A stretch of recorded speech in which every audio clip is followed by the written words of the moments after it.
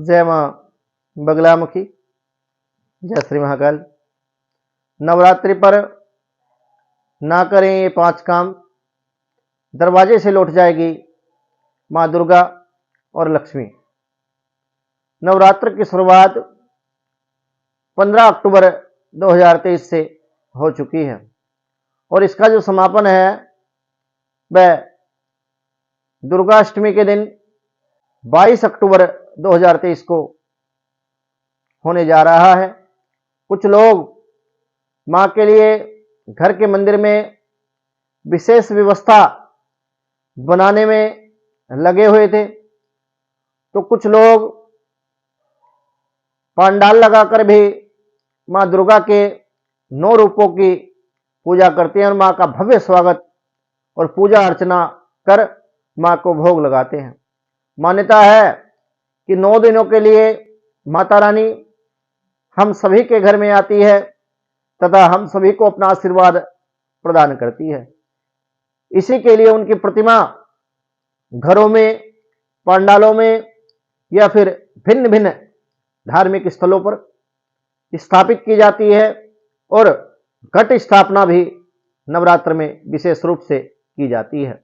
नवरात्र के दौरान मां दुर्गा और लक्ष्मी जी की कृपा विशेष रूप से प्राप्त होती है। जो लोग नवरात्र के दौरान मां दुर्गा की पूजा करता है, उस व्यक्ति के ऊपर मां दुर्गा की कृपा के साथ साथ माता लक्ष्मी की अनुकंपा, माता का आशीर्वाद भी उस व्यक्ति को प्राप्त होता है। नवरात्र के दौरान जो व्यक्ति भगवती जगदम्बा का पूजन करता है, उसके घर में सुख समृद्धि का भंडार माता रानी भरती है।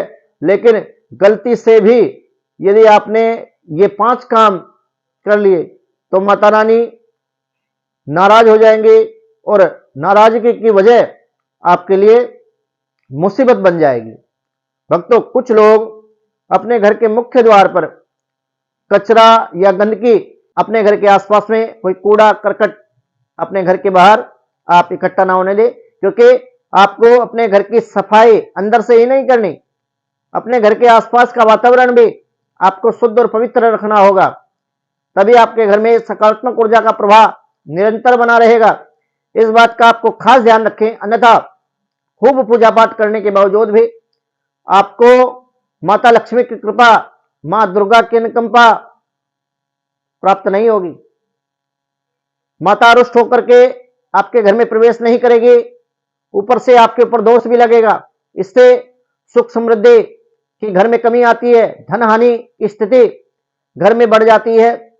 नवरात्र में सुबह सुबह भूल करके भी आपको देरी से नहीं उठना चाहिए। सेकंड नंबर पर आपको यह काम करना है, आपको ब्रह्म मुहूर्त में उठकर भगवती जगदम्बा का पूजन करना चाहिए। माता रानी को बुलाने के लिए सूर्योदय से 1 घंटा पहले आपको उठना बेहद जरूरी है। यदि आप भगवती जगदम्बा का पूजन करना चाहते हैं, स्नान करें, स्नान के बाद पूजा अर्चना करके, इससे माता रानी का घर में प्रवेश होता है और माता रानी का यदि घर में प्रवेश हो जाता है तो इससे घर में सकारात्मक ऊर्जा का प्रवाह, एक ऐसी एनर्जी आपके घर में एक्टिव हो जाएगी कि आपके घर से बुरी नजर, समस्या, रोग, अशांति, नकारात्मकता संपूर्णतः नष्ट हो जाएगी। थर्ड नंबर पर आपको महिलाओं का अपमान नहीं करना चाहिए, क्योंकि हमारे धार्मिक शास्त्रों में कहा गया है कि नार्यस्तु यत्र पूजन्ते रमन्ते तत्र देवता, कि जहां नारी का सम्मान होता है, नारी का पूजन होता है, उस जगह पर देवता वास करते हैं। इसलिए विशेष रूप से आपको कभी भी अपने जीवन में यदि आप कामयाब होना चाहते हैं तो स्त्री का सम्मान करना आप सीखें। यदि आप स्त्री का अपमान करते हैं, अपनी पत्नी को किसी दूसरे के सामने नीचा दिखाने की कोशिश करते हैं, उसके साथ लड़ाई झगड़ा या मारपीट करते हैं, आपका व्यवहार आपकी पत्नी के लिए यदि शुद्ध अंतःकरण से पवित्र और ठीक नहीं है, तो आपको आपके जीवन में सदा लक्ष्मी का भाव आपके जीवन में बना रहेगा। क्योंकि ऐसा यदि आपके जीवन में है तो इससे मां दुर्गा तो नाराज होगी, साथ ही साथ माता लक्ष्मी का शाप भी आपको लगेगा, जिससे आपके आर्थिक जीवन की जो इच्छाएं हैं या फिर आपके भौतिक जीवन की जो चीजें हैं उसको प्राप्त करने में भी आपके जीवन में समस्या आएगी। माता के शाप के भागी आप बनकर व्यक्ति अपना सब कुछ लुटा बैठता है। इस बात का विश्वास आप करें। इसलिए इस काम को करने से आप बचें, और इससे घर में कंगाली का वास हो जाता है और दरिद्रता का वास होता रहता है। इसलिए आप सभी को और हम सभी को महिलाओं का सम्मान अवश्य करना चाहिए।